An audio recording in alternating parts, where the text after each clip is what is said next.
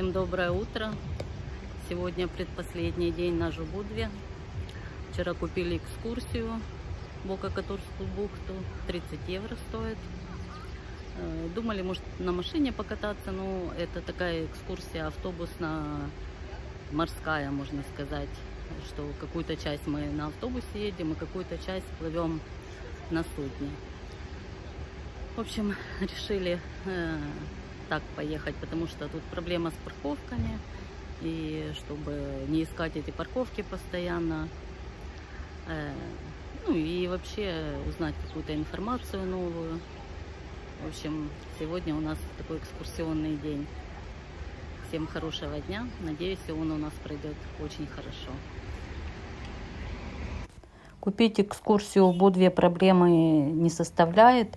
Здесь очень много всяких экскурсионных агентств. Они находятся на пляже и также вот возле этой автобусной станции. Ну и в центре их тоже много. Эта экскурсия очень популярна в Будве. Получается, у нас было 2 экскурсионных автобуса. Один двухэтажный, вот мы на нем едем, и один одноэтажный.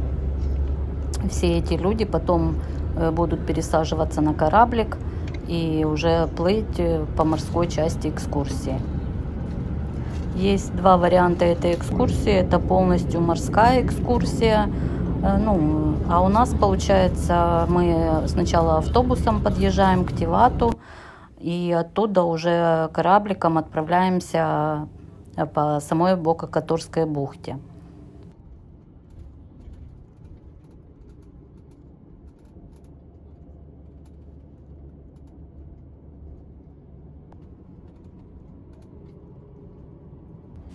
Мы прибываем в Тиват.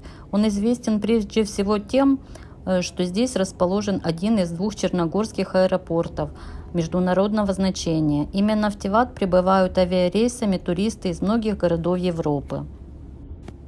Как можно увидеть, что аэропорт совсем небольшой, но очень хорошо, что он есть, очень удобно. Я думаю, многим людям, если есть лоукостеры, сюда прилетать за очень небольшое время. А мы покидаем наш автобус и уже будем садиться на кораблик. Нам было удивительно, что уже на корабле были люди. Наверное, они из Тивата садились на этот корабль. Вот уже лежаки, на которых загорают, заняты. На корабле люди разных национальностей, много молодежи, но есть и пожилые люди. А сейчас мы видим набережную Тивата, и сразу видно, что это очень, очень красивый город. И здесь и яхты красивые стоят, и очень хорошая красивая набережная. Ну и, конечно, природа завораживающая. Мы уже потихоньку отплываем. Что еще интересно знать, что Тиват — это один из самых старых европейских городов. Здесь вот можно увидеть очень много тоже современных зданий. Я так думаю, что здесь отдыхают многие туристы, наслаждаются черногорскими пейзажами. По утверждению историков, Тиват появился в 3 веке до нашей эры.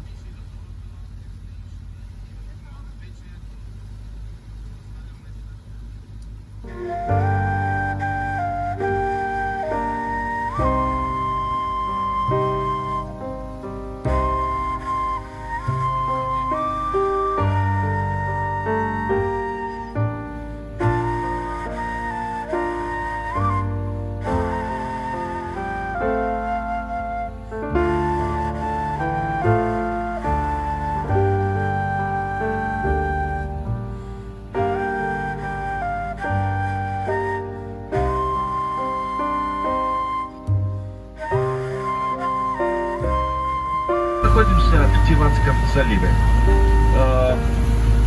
Бока-Которская бухта состоит из 4 заливов. Это Тиватский, Герцеговский, Рязанский и Которский заливы. И мы все это увидим на этой сегодняшней экскурсии. Длина берега Бока-Которской бухты примерно 90 километров. Максимальная глубина 91 метр, максимальная глубина в Рязанском заливе. Здесь с левой стороны видно один холм или гору. Это самый большой полуостров Черногории. Все, что видно слева, это полуостров, который называется Луштица. И там видно один большой курорт, который называется... Сижу и наслаждаюсь красивыми пейзажами, с шумом волн. Единственное, что всех огорчило, что на корабле сказали, нельзя кушать свою еду, пить свои напитки. Все надо покупать у них в баре. Мы уже покидаем Тиватский залив. Начинается Герцегновский залив отсюда, в Кумборском проливе. И справа видно место, которое называется Кумбор, то есть справа видно туристический комплекс, который называется Порто Нови. Он пару лет назад построен черногорско-азербайджанской компанией, которая называется Азмонт.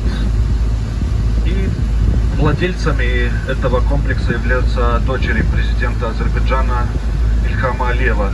И здесь находится единственный отель в Черногории, у которого 5+ звезд. А раньше, во время Югославии, здесь была военно-морская база военно-морского флота Югославской народной армии.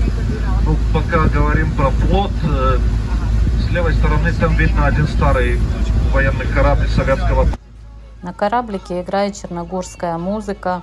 Кто-то загорает, кто-то играет в карты. Ну, все занимаются своими делами. А мы спустились вниз.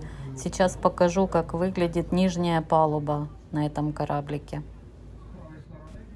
Как можно увидеть, здесь много столиков, сидений и довольно-таки свободно. Люди в основном все сверху. Но некоторые вот сидят и здесь. Еще можно выйти на нос корабля. Здесь тоже установлены такие стульчики. И также снизу люди любят наблюдать за тем, как корабль плывет. Видно два тоннеля для подводных лодок. Тоннель, сейчас их видно. Раньше, во время социалистической Югославии, их не было видно, они были накрыты, но они были разбомблены в течение НАТО-бомбежки в 1999 году.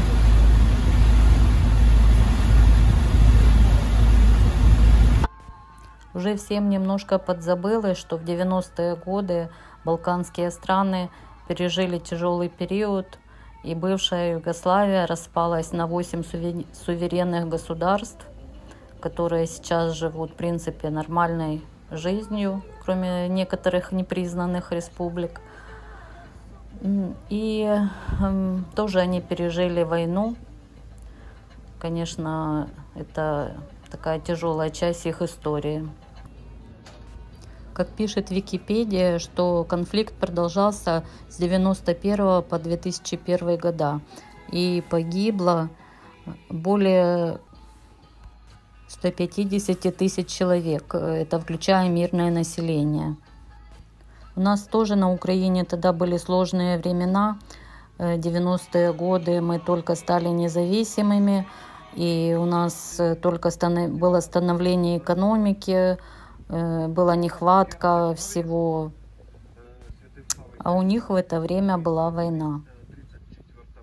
А тем временем мы подплываем еще к одному прекрасному черногорскому городку, который носит название Герцег-Нови.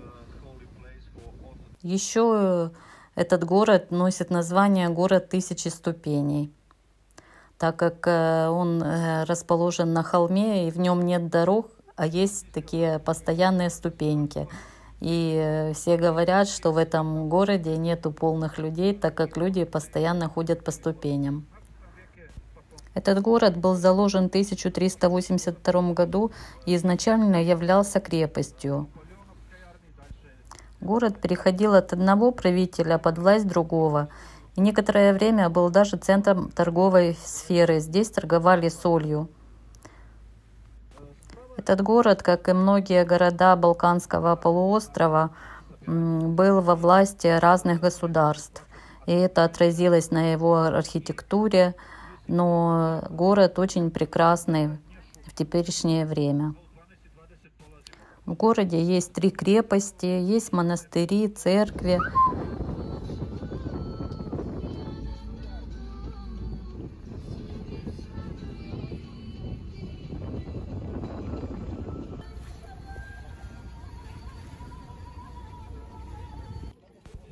С удовольствием покидаем корабль. Немножко уже поднадоело плыть. Надо пройтись, размять ноги, посмотреть город. Не знаю, что мы успеем увидеть за час, но что-то точно увидим. Первое, что нас встречает, это порт, набережная и вот красивую крепость сразу же видим. Также памятник королю, наверное, основателю этого города.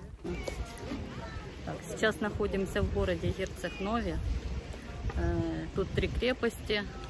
Там видео экскурсовод рассказывал. Сейчас нам дали час. Вот, подойдем, если получится зайти на эту крепость, зайдем.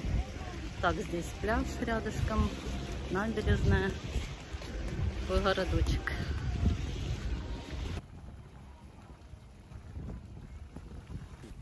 Как можно видеть, вода прозрачнейшая, пляжи каменистые здесь, вот именно с этой части города.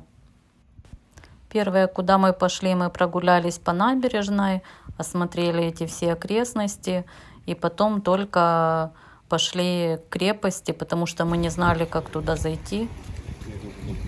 Вот здесь кусочек крепости упал в воду.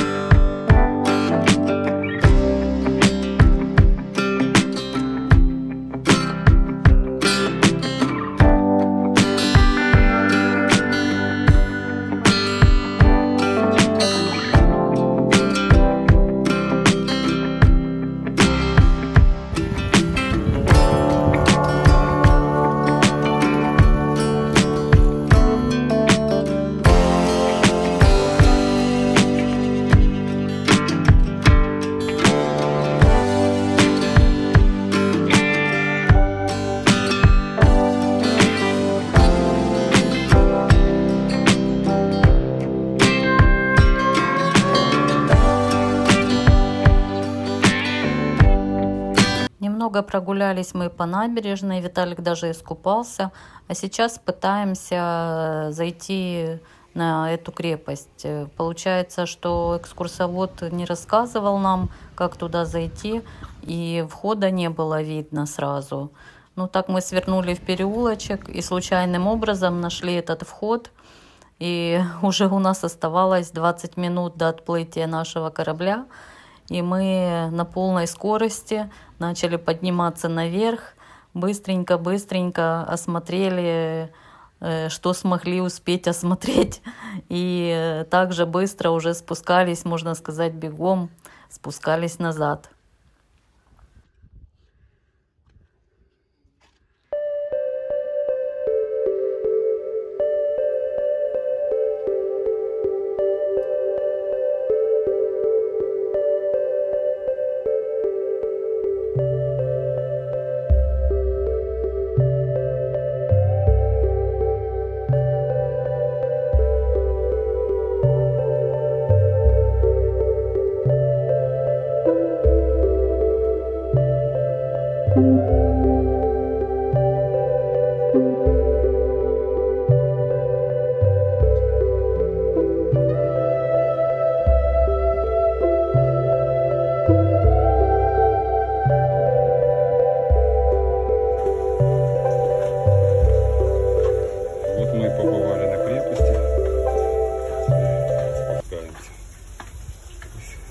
Вот тут китайцы, блондинки.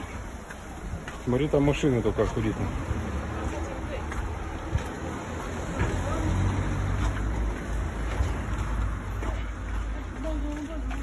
Скоришь.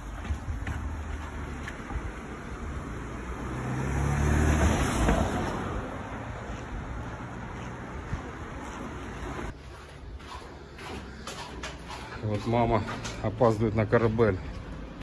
Но бурчит постоянно.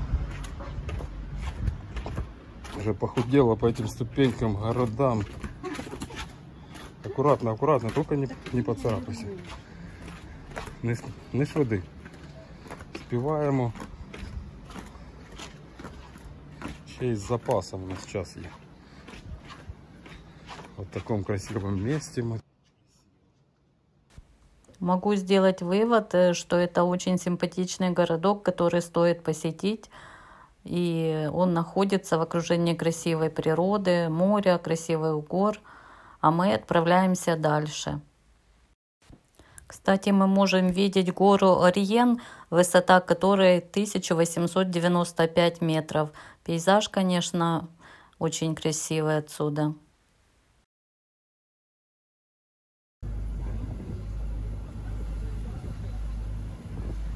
Такой район города Герцеговина.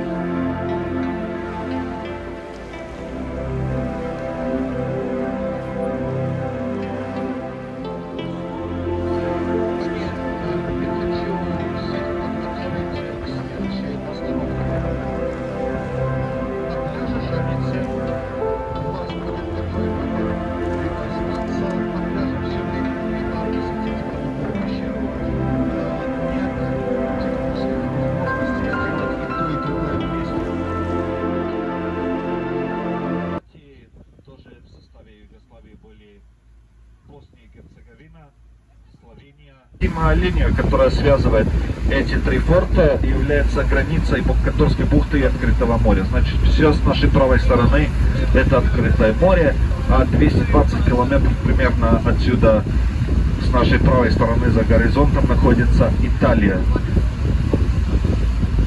Что касается форта Мамула, который на острове находится, там на Первой мировой войне была австро-венгерская военная тюрьма, а на Второй мировой там была итальянская военная тюрьма.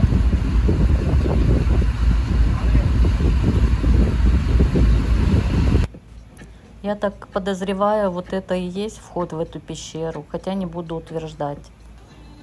Кстати, те, которые лежали, загорали на кораблике, им было холодно. Вот как-то менялся ветер все время.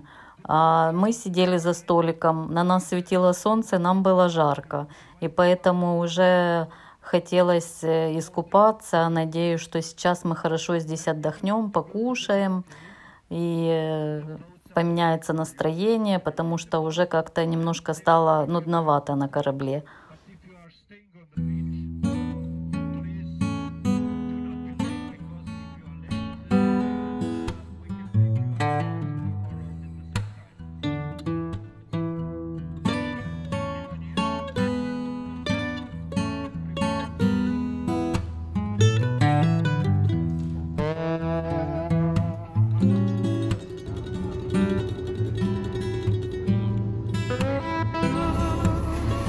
Так, сейчас люди поедут в Голубую пещеру. Так, их садят на кораблики и поплывут. А мы идем на пляж.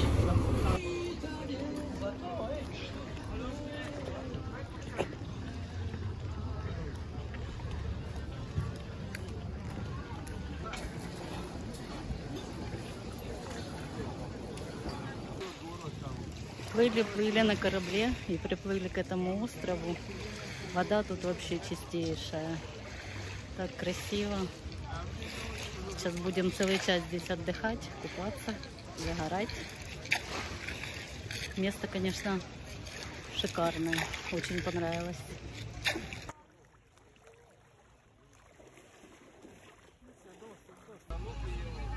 Накупавшись, получив очень много положительных эмоций, прям как какая-то тяжесть слетела. Вода забирает все плохое. И мы отправляемся дальше.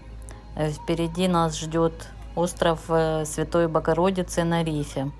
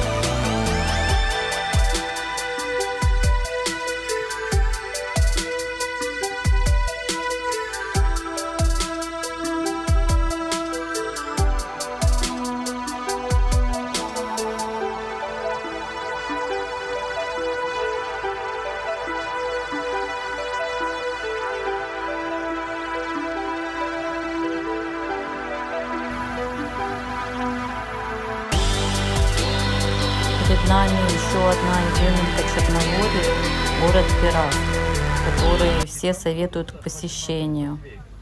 Несмотря на свою компактность, в Пирасте до сих пор можно увидеть целых 17 дворцов, а также 15 церквей. Но, к сожалению, мы не высаживались к этому городу. У нас в программе он только как панорамный вид. А сейчас подплываем к острову Святой Богородицы на рифе. Это такой маленький островочек, на котором расположена церковь. И, в принципе, кроме красивых панорамных видов и прогулки, некоторые идут в церковь, но мы в церковь не стали заходить, а так просто любовались этой красотой. Говорят, что церковь здесь построена в честь найденной здесь иконы. А сам остров был создан из затопленных кораблей. Но я, как всегда, больше всего восхищаюсь увиденными видами. Место действительно очень красивое. Мы уже проезжали его на машине, когда ехали сюда. И вот сейчас находимся на этом острове. И панорамы, конечно, открываются умопомрачительные. Можно посидеть за вот таким замечательным столом, уникальным, и просто походить, полюбоваться церковью. И, в принципе, больше здесь так делать нечего.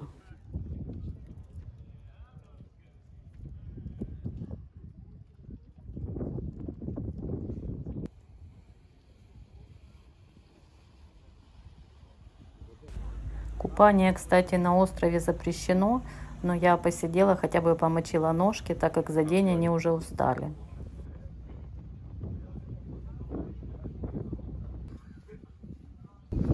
Моментальное фото.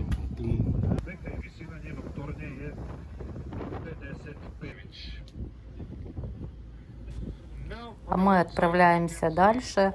Нас еще ждет прекрасный город Котор, изюминка всего путешествия.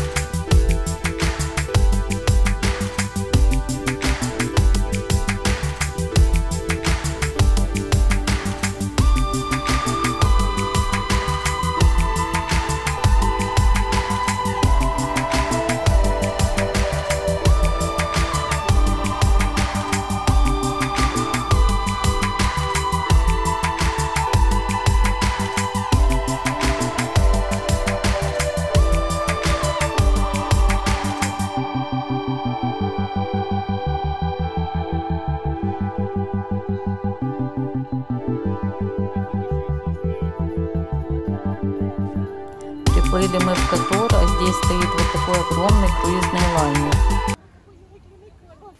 Так близко я его вижу впервые. И открывается вот такая пешеходная улица, которая ведет к старому городу.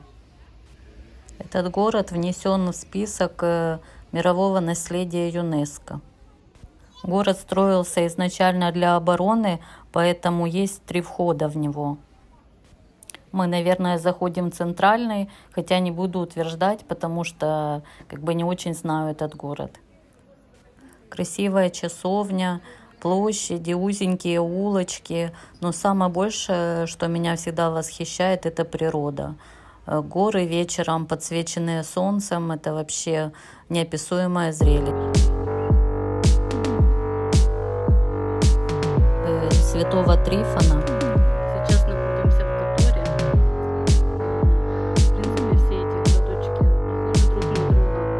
Везде старый город, какая-нибудь крепость, и все находится на горе такое. Но все равно посетить стоит, город очень красивый. Хотя, вы же понимаете, на экскурсии тебя привезли, дают час времени. Так что, не знаю, может быть, лучше все-таки поехать машиной, чтобы самому походить, никуда не спешить. И сейчас после этого городка уже поедем назад. Кафедральный католический храм Святого Трифона, считающийся главным собором города, был создан в 1166 году. В 17 столетии обе колокольни и фасад были сильно повреждены землетрясением, вследствие чего было принято решение их обновить. И здесь сейчас хранятся мощи Святого Трифона.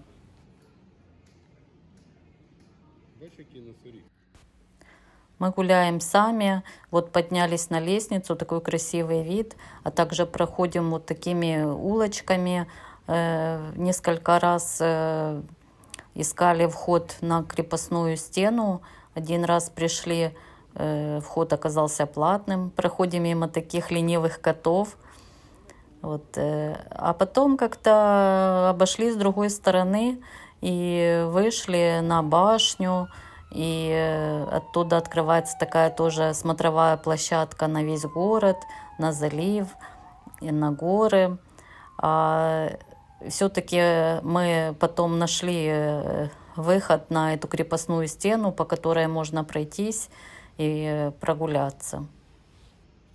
Трудно себе представить, что крепостные стены протяженность до 2,5 километров, до 6 метров толщина стены и до 25 метров высота стены. Они надежно обороняли город от нападений. А сейчас, поднявшись на крепостную стену, можно увидеть вот такой захватывающий вид на порт, на горы. И вообще пейзаж, конечно, удивительный. А также открывается вот такая старинная часовая башня.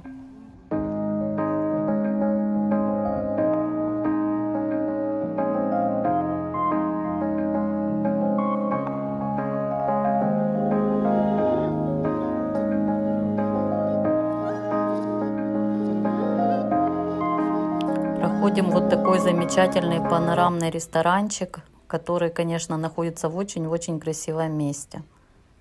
А тем временем мы подошли к реке и уже сейчас будем идти к автобусу. А завтра будем ехать уже в новую страну, в Албанию. Так что начинаются новые наши приключения и путешествия дальнейшие. До встречи в новых видео. Я надеюсь, что вам понравилось это и вы поставите лайк. Буду рада, если подпишетесь на канал. Всего хорошего. До новых встреч.